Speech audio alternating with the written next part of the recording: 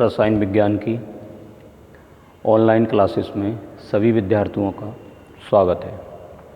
प्रिय विद्यार्थियों, आज हम सरफेस केमिस्ट्री में कोलाइडी अवस्था के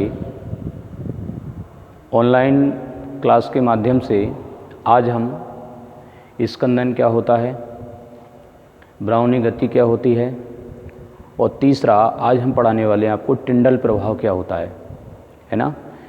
तीनों के बारे में हम आज आपको इस ऑनलाइन क्लास के माध्यम से पढ़ाएंगे। आई होप आप लोग ध्यानपूर्वक सुनेंगे इसको और कॉपी पर नोट कर लेंगे। चलिए तो चलते हैं इस ऑनलाइन क्लास की ओर। ध्यान देंगे। स्कंदन, सबसे पहले मैं आपको बता देता हूँ कि स्कंदन होता क्या है। ये कोलाइडी अवस्था जो होती है उसमें बहुत छोटे छोटे कण होते हैं। तो छोटे छोटे कण इकट्ठे होकर के है ना, स्कंदित होकर के, छोटे छोटे कण स्कंदित होकर के बड़े कणों का निर्माण कर लें तो वो आपका स्कंदन कहलाता है। जैसे दूध है और दूध आप रख दें बॉयल करके, 1-2 दिन हो जाए तो देखेंगे आप थोड़े दिन बाद दूध क्या हो जाता है, फट जाता है। छोटे छोटे कण उसके बड़े कणों में चेंज हो जाते हैं। तो छोटे छोटे कणों का बड़े कणों में चेंज होना ही आपका स्कंदन कहलाता है। यदि इस प्रकार की क्रिया नहीं भी होती है तो स्वयं भी कराई जा सकती है। जैसे दूध से पनीर आपका जो बनाया जाता है, दूध से पनीर बनाया जाता है, वो इसी प्रोसेस पर आधारित है।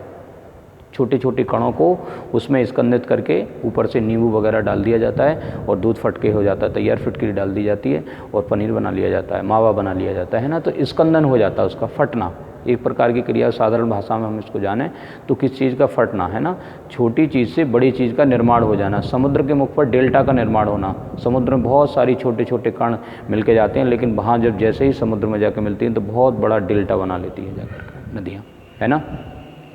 तो ध्यान देंगे, डेफिनेशन इसकी कैसे लिखनी है, बोर्ड एग्जामिनेशन में बड़े ही इम्पोर्टेंट टॉपिक हैं ये, है ना। स्कंदन, ब्राउनी गति, टिंडल प्रभाव, ये ज़्यादातर हर साल आते हैं। तो इसको ऑनलाइन क्लास के माध्यम से आप लोगों को बड़े ध्यानपूर्वक सुनना है और इसको पढ़ना है, उसके बाद याद करके बोर्ड एग्जामिनेशन में लिखना है, जिससे कि आपके बहुत अच्छे मार्क आएँ। ध्यान देंगे, स्कंदन कॉन्गुलेशन कहते हैं इंग्लिश में इसको, है ना। जब किसी कोलाइडी विलयन में किसी वैद्युत अपघट्य का विलयन मिलाते हैं तो कोलाइडी कणों के आवेश को विद्युत अपघट्य के विलयन से विपरीत आवेशित, यानी एक नेगेटिव पॉजिटिव, विपरीत आवेशित आयन उदासीन करता है। फलस्वरूप उनका आकार बढ़ जाता है, बताया हमने, और वह अवक्षेपित हो जाते हैं। अवक्षेपित हो जाते हैं अर्थात बड़े कणों का निर्माण कर लेते हैं।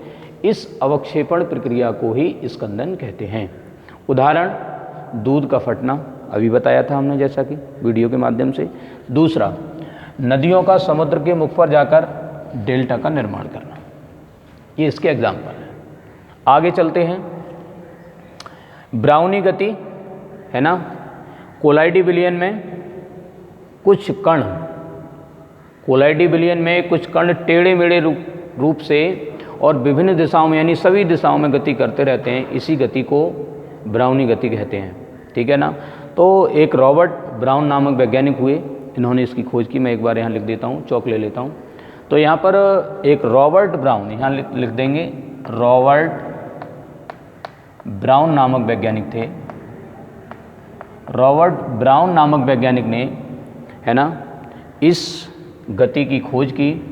तो उन्होंने क्या बताया कि ब्राउनी गति क्या होती है, उसके बारे में उन्होंने डेफिनेशन दी। इसके बारे में बताया, क्या बताया कि कोलाइडी विलयन में कोलाइडी कण, भाई कोलाइडी विलयन में कोलाइडी कण ही तो होंगे। कोलाइडी विलयन में कोलाइडी कण टेढ़े मेढ़े, यानी कहीं पर कोई किधर भी, सभी दिशाओं में टेढ़े मेढ़े अर्थात जिगजैग, टेढ़े मेढ़े तरीके से सभी दिशाओं में अनियमित रूप से, कोई नियम नहीं है, अनियमित रूप से गति करते रहते हैं। कोलाइडी कणों का इस प्रकार गति करना ब्राउनी गति कहलाता है। मैं यहाँ पर एक चित्र के माध्यम से आपको स्पष्ट कर दूंगा, है ना। अब इसका कारण और जान लेंगे कि कारण क्या होता है। यह गति कोलाइडी कणों के परिक्षेपण माध्यम के कणों से टकराने के कारण होती है। परिक्षेपण माध्यम के कणों से टकराने के कारण ये गति उत्पन्न होता है। कोलाइडी कणों के किससे ये गति, कोलाइडी कणों के, यहाँ से देख लेंगे, कोलाइडी कणों के परिक्षेपण माध्यम के कणों से टकराने के कारण ये गति होती है। ठीक है ना।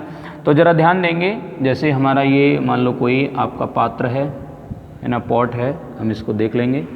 तो इस पॉट में आपका ये कोलाइडी विलयन है, इस तरह से ये हमने लिख लिया, यहाँ पर थोड़ा बना लिया, ये कोलाइडी विलयन है ना। तो यहाँ से इस तरह से है ना, यहाँ से आपका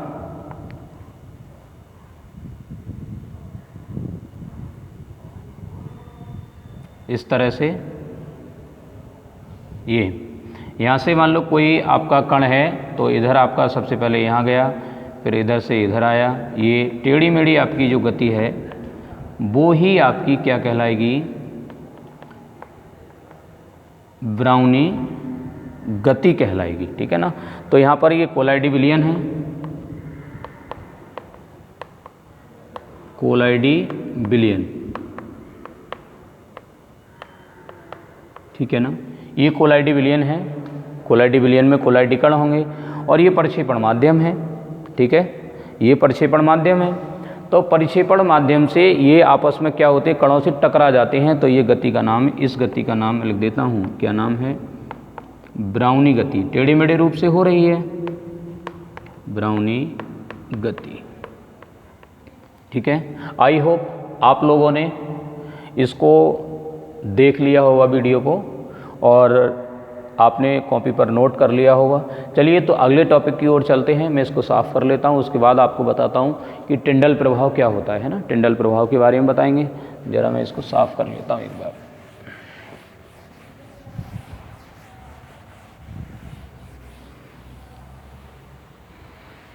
ठीक है ना। चलिए तो यहाँ पर हेडिंग लिख लेंगे सबसे पहले, टिंडल प्रभाव। ठीक है, टिंडल इफेक्ट के नाम से भी जाना जाता है। सबसे पहले ये जान लेना है हम लोगों को कि सबसे पहले टिंडल प्रभाव की खोज की तो टिंडल नामक वैज्ञानिक ने, टिंडल नामक वैज्ञानिक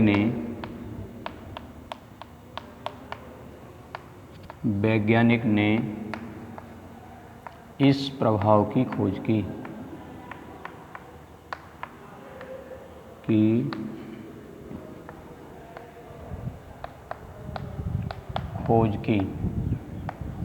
पहली बात है ना। है क्या टिंडल प्रभाव?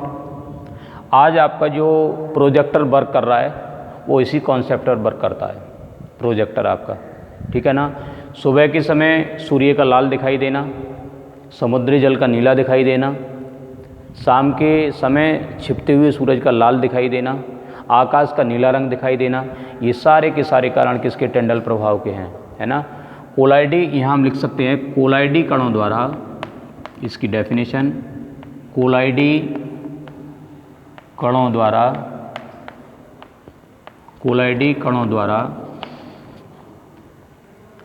प्रकाश का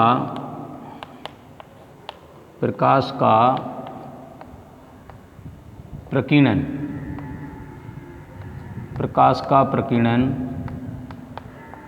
कोलाइडी कणों द्वारा प्रकाश का प्रकीर्णन ही टिंडल प्रभाव कहलाता है। टिंडल प्रभाव कहलाता है। ये इसकी डेफिनेशन है। कई बार आपको डेफिनेशन लिखनी है, बड़ा करना है, इसको 2 नंबर में आता है। तो आपको क्या लिखना है कि भाई एक अंधेरे कमरे में प्रकाश की किरण पुंज भेजने पर, है ना, तो उसका जो पथ है, तो बिलियन रखा हुआ है अंधेरे कमरे में, प्रकाश की किरण पुंज जा रही है, तो वहाँ से बिलियन का जो पथ है, कोलाइडी विलयन का जो पथ है वो चमकीला दिखाई देता है। तो वहाँ पर एक शंक्वाकार संरचना बनती है जिसका नाम टिंडल शंकु रखा गया है ना। उसी टिंडल शंकु के आधार पर वो टिंडल शंकु ही प्रकाश का प्रकीर्णन कर देता है ना। और ये कॉन्सेप्ट क्लियर हो जाता है। ज़रा देख लेंगे, जैसे हमारा ये है, यहाँ ये सॉल्यूशन बना दिया हमने, इसमें आपका ये पोलर डी विलियन भरा है और यहाँ से ये आपकी किरण आ रही है, ये ठीक है ना, ये किरण किसी यहाँ से कर देते हैं, किसी होल से पास हो रही है ये किरण, ओके। यहाँ पर शंक्वाकार संरचना बन जाती है, यहाँ पर ये, यहाँ से देखने पर हमारा देख लेंगे, ये आई है मान लो, यहाँ से हम देख रहे हैं तो यहाँ पर एक शंक्वाकार संरचना बनती है। इसको बना लेंगे इस तरह से, यहाँ पर इसमें इस विलियन में शंक्वाकार संरचना ये बन जाती है ना, ज़रा देख लेंगे, यहाँ ये रखा ये यहाँ पर, तो इसे कहते हैं टिंडल शंकु, टिंडल शंकु, ठीक है। तो आपका उदाहरण इसका बहुत सारे हो सकते हैं। नंबर 1, आकाश का नीला रंग किसके कारण होता है? प्रकाश के प्रकीर्णन के कारण, है ना। आकाश का नीला रंग, उगते सूरज का लाल होना, उगते सूरज का लाल होना। नंबर 3, छिपते सूरज का लाल होना, सूरज का लाल होना। समुद्र के जल का नीला दिखाई देना, समुद्र के जल का नीला होना, ठीक है। और भी बहुत सारे कारण हैं और प्रोजेक्टर इसी सिद्धांत पर काम करता है, आप लोग इसको ध्यान रखेंगे, है ना। तो आज हमने आप लोगों को 3 डेफिनेशन दी हैं, वेरी मोस्ट इम्पोर्टेंट डेफिनेशन है, ये बोर्ड एग्जामिनेशन की दृष्टि से बहुत ज़्यादा इम्पोर्टेंट है। आप इसको ठीक प्रकार वीडियो को देखें कम से कम 2 बार, और वीडियो को देखने के बाद कॉपी पर इसको नोट करें और याद करें। आई होप आप लोगों इसे ठीक से करेंगे, मुझे उम्मीद है। तब तक के लिए धन्यवाद।